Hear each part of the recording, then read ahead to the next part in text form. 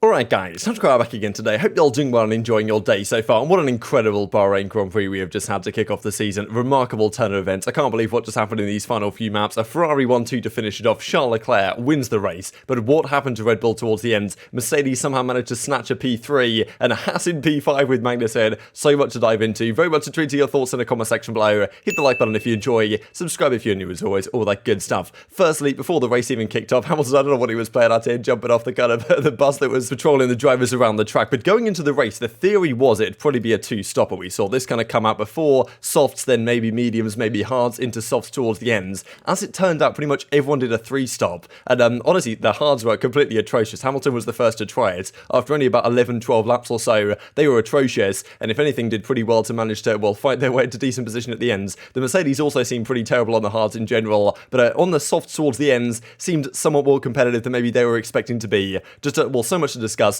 First of all, before things kicked off here, there was some talk from Niels Wittich, the race director, on what exactly kind of the rules are going to be this season. Supposedly, if someone overtakes by going off the track or whatever and gains a lasting advantage, they will no longer be getting a radio call from the FIA or from the race directorship to tell them to give the place back. They will have to decide themselves whether they do that, and well, if they decide not to, then they'll be given a penalty effectively. So quite interesting. Not really sure if this is a great idea or a bad idea, but often teams that, well, a driver will get past, he'll feel like he did nothing wrong, and then the race director will tell him, okay, hang on, you should give that place back. If they don't do that though, and the race directors feel like they're in the wrong, then they will give them a penalty. So quite interesting if that is going to be the precedent for this season. Wasn't really incredibly relevant today, but I'm sure it will be over time. There was also some track limit stuff today going on, but nothing to cause a penalty. But let's dive into the race. Honestly, a crazy start. The real, well, the standout to the start was that Hamilton got a very good one. Honestly, I thought he was going to be up to P3 for a time. He gets past Perez into P5. Bottas had a stinker. He went down from P6 all the way, I think, to P12 or P14 right off the rip. Pretty tragic stuff. Don't really want to talk all that much about the McLarens either, but they started bad and finished even worse, even though, well, 14th and 15th, I believe they finished the race, but of course helped by some retirements that we'll certainly dive into as the race progresses. But yeah, Leclerc and the Ferrari holds on. The traction on these Ferraris, just the way they are off the line and even out of corners, just seems so impressive. Verstappen, well, gets into P2, pretty, well, uneventful first corner, like it could have been, but yeah, the race continues. In lap 4 was quite interesting, because I'm pretty sure Ocon sent Schumacher a spin. I don't know how he held this, right? He spat it around 360, kept on with the race. He had a decent showing here, to be honest. The Alpines had a little bit of a battle going on as well, and after 10 laps it looked like this. So kind of as expected, Perez managed to get back past Hamilton. Well, early on in the race, certainly the Red Bull seemed much stronger. Leclerc, Verstappen, Sainz, Perez, Hamilton. Russell got up into P6 with a nice start from him,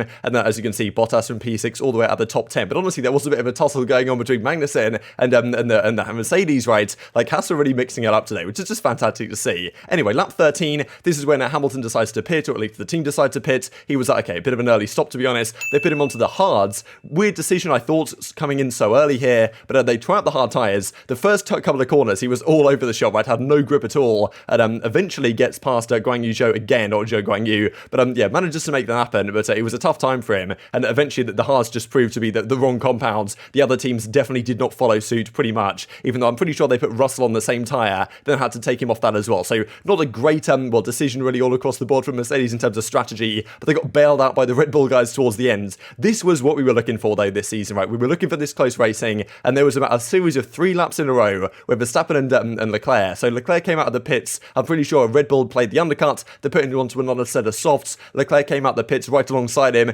and then after the very next lap, it's well, Verstappen that steams past on the straight with an incredibly quick Red Bull in a straight line with the DRS assistance. Then Leclerc comes back at him into turn 4, and they do the same thing again the next lap, and then the lap after that, it was then Verstappen. I mean, this happened again. Like, you could just rinse and repeat this 2 laps in a row, and then on the third time of asking, that was when Verstappen tried it again, which seemed a bit optimistic, locked up his tyres, Leclerc gets the position, and then his tyres weren't in the greatest spots. I'm pretty sure the team was telling him, like, your brakes are overheating, and he had to back off a little bit. So Verstappen may have got a little bit too aggressive, a little bit too cheeky in that situation. So he eventually had to back off a bit, and Leclerc and the Ferrari, just in sector 2, just seemed to be a class above the Red Bull, right? And he was often just pulling out a couple of tenths every single lap, and the distance was certainly building between the two of them, and Mercedes at this point were losing basically a second a lap on the hard tyres. They eventually have to pit again because it was a bit shambolic. Speaking of Mercedes, right, outside of the actual Mercedes team, the Williams, the Aston Martin, the McLaren were occupying pretty much all the bottom spots. So the Mercedes power unit this year does not seem to be at all where it needs to be, and McLaren especially, an absolute disaster class from them. But of course they don't come last place because they get bailed out by Red Bull, that we'll dive into here in a second. So well, anyway, the second time of asking, they go into a pits again, lap 32, go on to mediums, I think was the plan to the end of the race at this point. They ended up pitting again though because the safety car came out. But I mean, yeah, Leclerc manages to hold on to the lead here, and Verstappen at this point had gone in the previous lap, and he was kind of thinking, I think he was told by the team,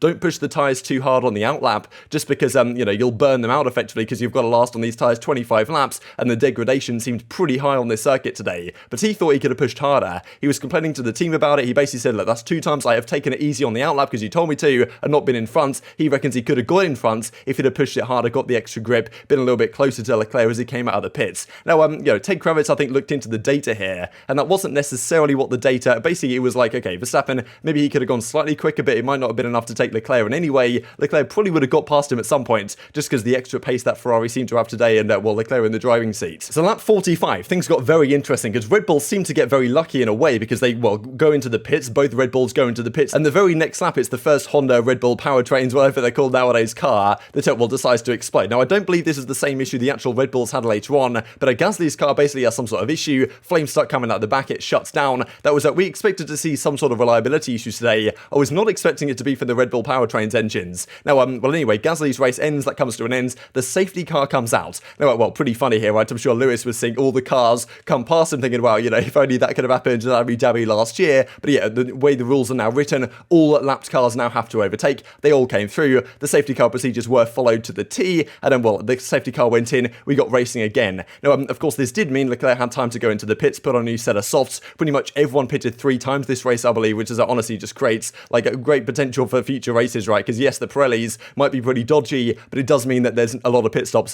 possibilities, which of course makes the race even more exciting. So I mean, yeah, this is basically what happened. Verstappen, before the safety car actually went in, was complaining, I believe, when he got the rumor has it that when he got dropped down after his pit stop, that it kind of messed with one of the steering rods, and therefore when he was turning right, like it wasn't so responsive. It was somewhat imbalanced when he turned right and turned left, and that meant, at least according to him, that in this very moment where Leclerc pulls away, go heading into the last corner, and he tries to catch up, he can't turn quite as he would have liked to, lost a bit of time here. Sainz almost got him on the straight even without DRS, and this is a great getaway here from Leclerc, puts a solid bit of distance in, and on this point, as soon as I saw this, I was thinking, okay, Verstappen's not going to be able to get close with the issues he's reporting, but manages to hold off Sainz for a few laps before then things go terribly wrong for the Red Bull guys. And well, this is basically what happened. He looked like he was going to get passed by Sainz anyway. He does going into the third DRS point right here of the lap, but then it really falls apart. They're going into the next straight, like a complete collapse, to be honest. Like Sainz get passed into this turn right here, and then of course behind you've got, well, Hamilton trying to challenge Perez up into 4th position,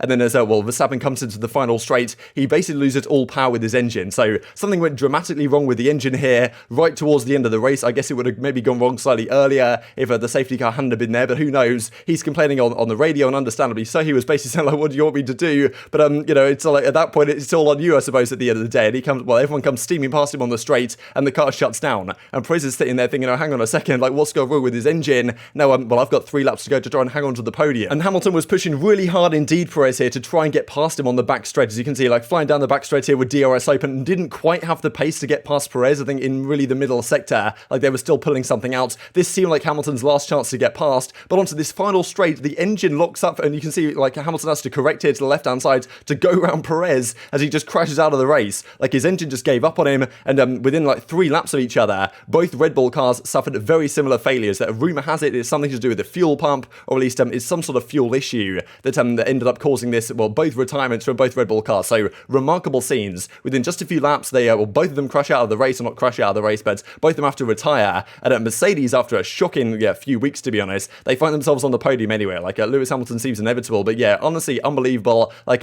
just drama to the very death of this race. But it's Charles Leclerc and the Ferraris. Sainz comes steaming through for P2, and Ferrari, for their, I'm pretty sure the last victory they had, Singapore 2019, that was also a 1-2 for Ferrari. Happens again here, Leclerc and Sainz, like, you know, number 1, number 2. Unbelievable, right? What a start to these new era regulations. Ferrari 1-2, Mercedes behind them. It would have been the Red Bulls, if not for the crazy situation that went down there. It would have been like, well, Verstappen should have probably had second here with 18 points in the bag. But some serious reliability issues presented themselves, and then, Ferrari back on top. And a big, well, it could be important down the line, right? Because Red Bull, we expect them to be very competitive. I'm sure they will be, but they need to fix these reliability problems quickly, because you can't afford to lose all that many points, and a double retirement is not a great sign, especially when Ferrari, potentially their chief rival this year, is getting a 1-2 at the first race of the season. So just incredible amounts of entertainment today. There was like a 20-lap period where it looked like it was going to be set in stone. The safety car happens, all hell breaks loose. Like, yeah, just fantastic for F1. This also just unbelievable stuff. Kevin Magnussen finishes the race P5. So it goes well, Hamilton P3, Russell right behind him P4, and then Kevin Magnussen in the Haas P5. I'm pretty sure only the 5th time ever that Haas have placed top 5. So, you know, what a race from him. Just great to see. Like, a week and a half ago, he didn't even have the seat. He's back in business. Like, I'm doing this in an F1 car. Love to see it. Now, look, we've got to mention briefly McLaren and what went wrong for them today. Shocking day. Like, I think I said at the time when Verstappen signed that crazy long contract with Red Bull that Norris's 4 or 5 year contract with McLaren is more risky just because Red Bull are probably going to be the more competitive team. And I mean, yeah, all the Mercedes powertrains didn't look good at all, and especially the McLaren after a pretty promising start to the year. Like, they've fallen, well, significantly short. Like, they had a shambolic time. We'll have a look at the final standings here in a second. Hamilton still manages to catch a podium. I guess that now means he's had a podium in every single season he's raced, which are pretty remarkable. Of course, he also has a win in every single season he's raced so far. Whether Mercedes will be able to deliver that for him, and he'll be able to deliver it this year. But yeah, here he is on the podium next to Charles Leclerc, the first champion of the season. Another 1-2. The first 1-2 since, what was it, Monza last year with Riccardo. And Norris P1, P2 for McLaren. Very different day for them today. And yeah, a very different day for Red Bull, taking home 0 points after a very promising race for them. Clearly the second best car on the day to Leclerc in the Ferrari. But I mean, yeah, still 0 points. That could be big down the stretch of the season. They've only got 1 week until Saudi Arabia to figure out exactly what went wrong here. And I mean, yeah, there it is. The story of the day. Ferrari back on top. 910 days since their last victory. Charles Leclerc wins the first race of the season. The final classification looks as follows. Leclerc, Sainz at 1 and 2. Hamilton P3. Russell P4. Honestly, all things considered, the best Mercedes could probably have hoped for today, to be perfectly honest. Magnussen P5 for the Haas. That now means that Haas and Schumacher with P5 and P11. Haas are currently 3rd in the Constructors' Championship, which we don't expect to last for long, but it is the case for now. Bottas comes P6 after a dreadful start, and yeah, the Alpines P7, P9. But of course, the story of the day, McLaren down here P14, P15, and Perez and Verstappen both out of there, with the Alfa Tauri also Red Bull powertrain powered, also retiring from the race. So yeah, a remarkable day. Very much intrigued to your thoughts in the comment section below. Hope you guys enjoyed the video. If you did enjoy it, hit the like button, subscribe if you're new, take care of yourselves, and I'll see you next time.